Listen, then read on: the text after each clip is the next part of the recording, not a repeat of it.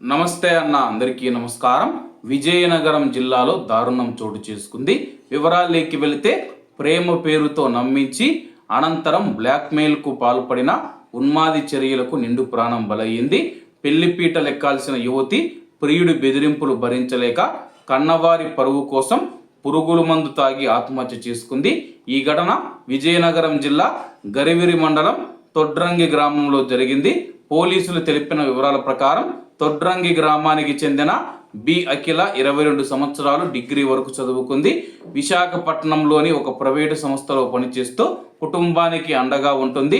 తండ్రి అనారోగ్యం బారిన పడడంతో తల్లికి, చెల్లికి ఆమె సంపాదనమే ఆధారం.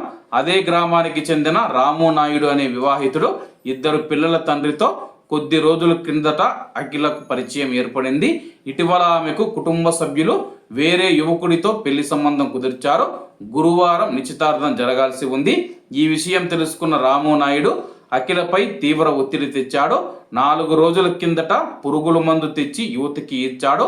తాగి చనిపోకపోతే పెళ్లి చేసుకోబోయే వ్యక్తికి విషయం చెప్పి సంబంధాన్ని చెడగొడతానని, సమాజంలో తలదించుకునేలా చేస్తానని బెదిరించాడు.